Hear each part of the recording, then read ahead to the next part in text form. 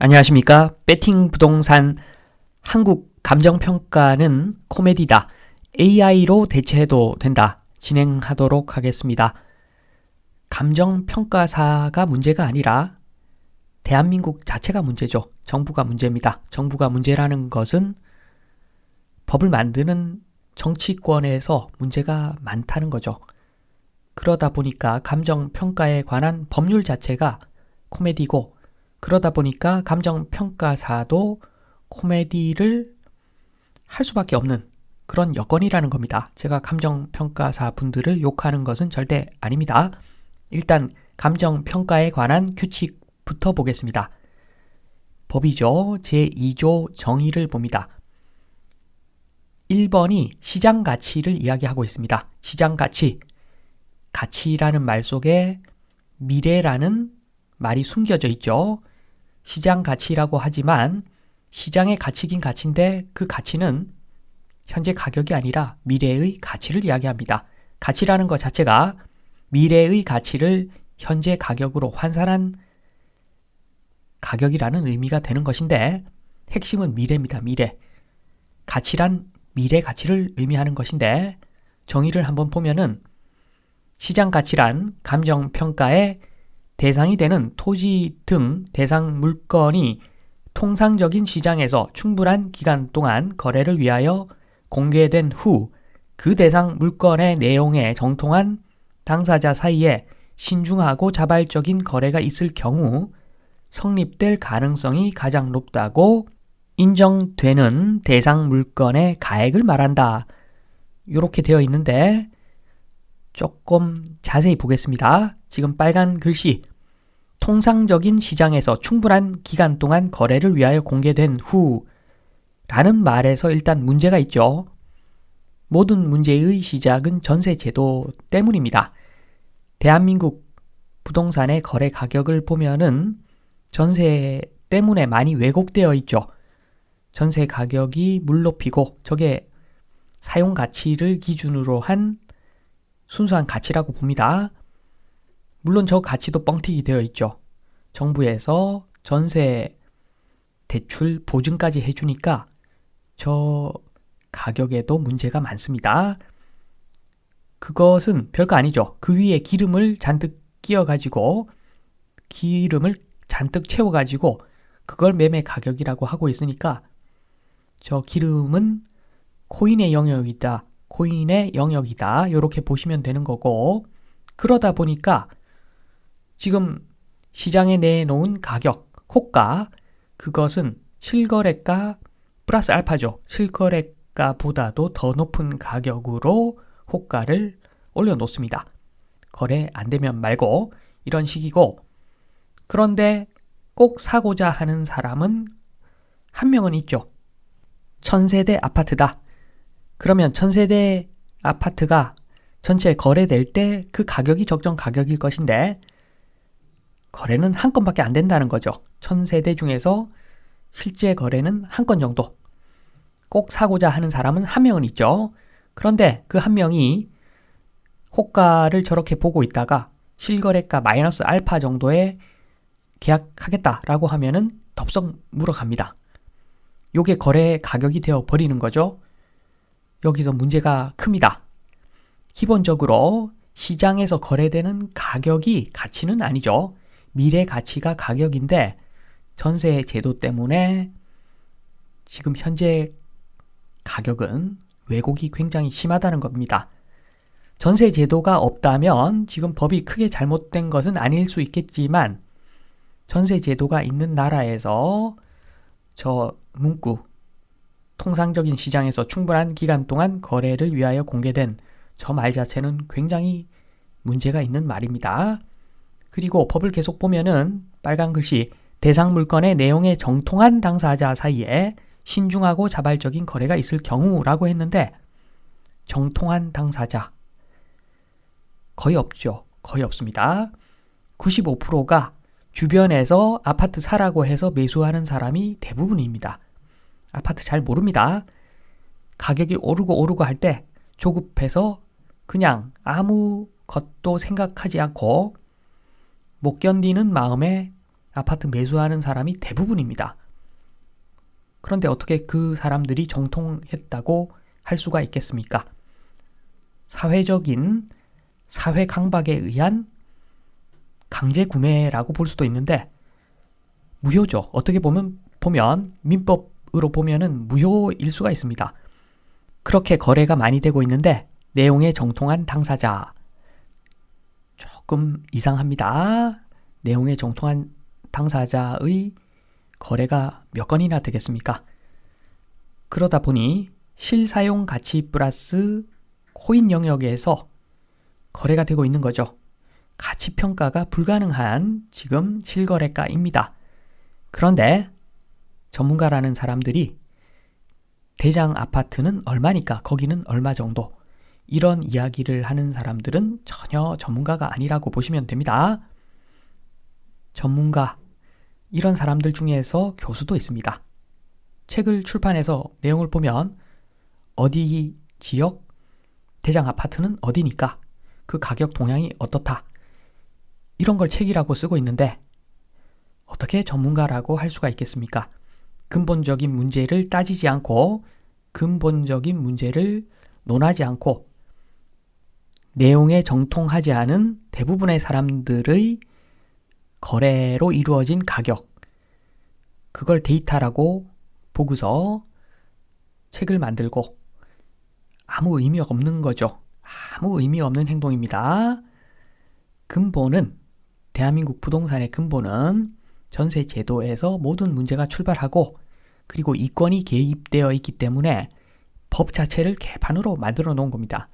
법이 개판입니다. 감정평가에 관한 규칙 자체가 시장 가치에서부터 왜곡이 심한 겁니다. 계속 법을 보면 5조 보겠습니다. 5조 시장 가치 기준 원칙 대상 물건에 대한 감정평가액은 시장 가치를 기준으로 결정한다. 이 자체가 코미디이죠. 시장 가치의 정의가 문제가 있기 때문에.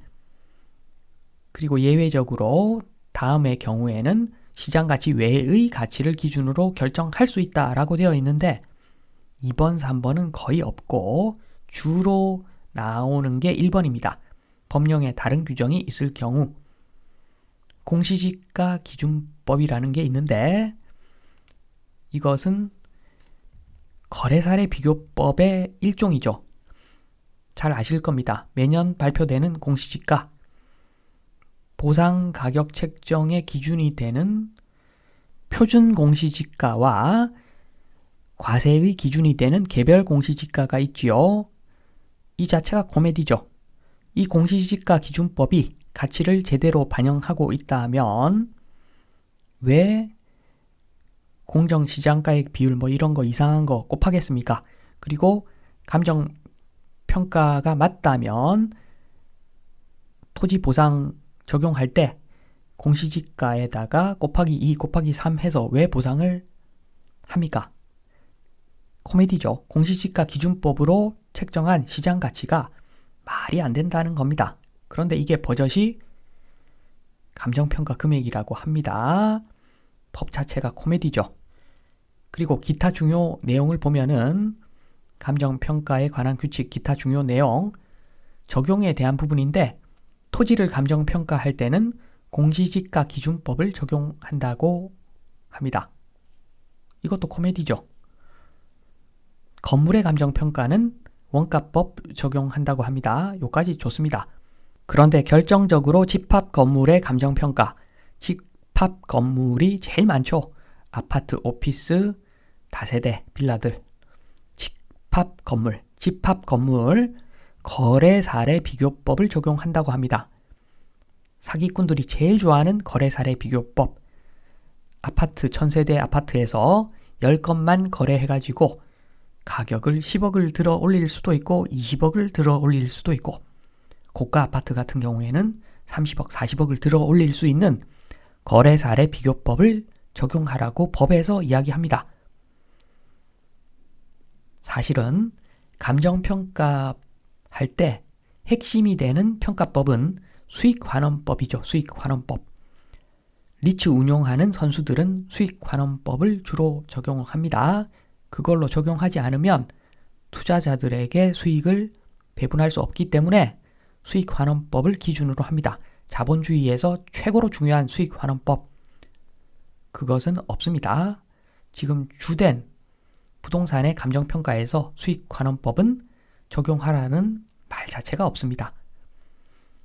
광업재단이나 영업권 등 무형자산 이런 사이드 쪽에 수익환원법 적용하라는 말만 있고, 토지 건물, 집합 건물 그 어디에도 수익환원법 적용이 없습니다. 이런 문구는 있습니다. 다른 평가법을 적용해서 검토할 수 있다 라고 되어 있습니다. 검토해야 된다가 아니라 검토할 수 있다. 안 해도 된다는 거죠. 수익환원법은 따돌입니다. 대한민국 감정평가에 관한 규칙에서 수익환원법은 따돌이. 너는 끼지 마라. 나가라. 이렇게 지금 법으로 규정하고 있습니다. 그러다 보니까 코미디죠. 거래사례비교법 적용해서 감정평가할 것 같으면 감정평가사가 무슨 필요가 있겠습니까? 지금 IT 발달한 대한민국에서 AI로 돌려버리면 다 평가가 되는 거죠. 거래사례비교법으로 할 것 같으면 감정평가사라는 사람들이 사실 필요가 없을 수 있습니다. 거래사례비교법만 적용한다면 사실상 필요가 없는 거죠. 마지막으로 요거 보겠습니다. 거래사례비교법과 수익환원법의 적용. 왜 수익환원법이 법상 따돌이가 되었는가? 전세 제도 때문이라고 보시면 됩니다. 지금 전세 제도 하에서는 전세가, 매매가는 저 위에 가 있죠. 그래서 거래사례비교법 하면은 저 위에 있는 가격으로 감정평가가 이루어집니다. 그리고 거래사례비교법의 일종인 공시가로 할 수도 있는데, 그렇더라도 거래사례비교법으로 책정한 가치보다는 낮겠으나 그래도 저 위에 가 있을 것이고, 여기서 수익환원법, 지금 거래사례비교법 공시가 요 두 개 있는 것조차도 코미디인데, 거기다가 만약에 수익환원법으로 가치를 평가한다. 전세 가격 아래로 나옵니다. 전세는 전세 보증, 그 다음에 전세 대출 금리를 낮게 책정하죠. 대한민국 은행은 국민의 은행이죠.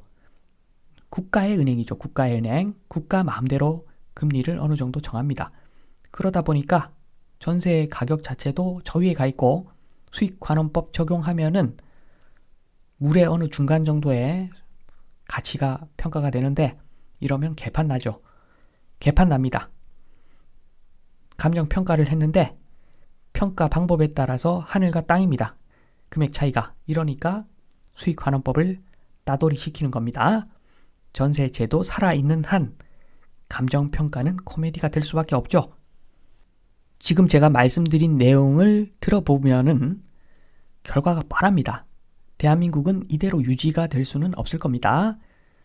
이 정도로 지금 가격에 왜곡이 심하다는 겁니다. 수익환원법 자체가 아예 법에 언급이 안 되어 있습니다. 언급은 광업재단, 영업권 등 무형자산에 언급이 되어 있는 거죠. 수익환원법이 적용을 하고 싶어도 도저히 할 수가 없다. 가격이 너무 뻥튀기 되어 있어서 지금 요게 상황입니다. 그래서 앞으로 지금 인구 줄면 GDP도 같이 줄죠. 총 GDP는 당연히 줄어듭니다. 경제 규모가 쪼그라듭니다. 그런 상황에서 지금 고평가된 주택가격, 요거 나중에 엄청나게 떨어질 수밖에 없는 것이고, 엄청나게 많은 사람들이 아마 벼락거지가 될 겁니다. 아파트 달랑 한 채 들고 있는 사람들이 대부분인 대한민국에서 엄청나게 많은 벼락거지가 나온다는 겁니다. 그러니까 지금 기회가 있을 때 빨리 정리해라 말씀을 드리면서 이만 마치도록 하겠습니다. 감사합니다.